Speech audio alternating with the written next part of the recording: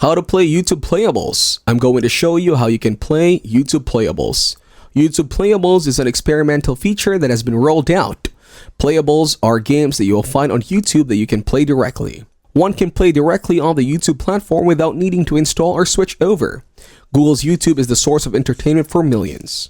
Now, in a move to enhance the experience and make YouTube more attractive, Google has introduced YouTube Playables. To be able to play YouTube Playables, here are the requirements. On Android YouTube app version 18.33 and higher. Mobile operating systems, Android OS and above, Android OPQR. On iOS, YouTube app version 18.33 and higher. Mobile operating systems, iOS 14 and above. On desktop, browser or Chrome, Safari, and Firefox.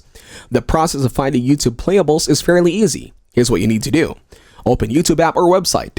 Expand the Explore menu and locate Playables at the bottom. Tap or click on Playables and you will be shown at 75 plus games. Tapping on the three-dot menu icons lets you share the game with your friends. You can use your keyboard or the touchscreen of your smartphone.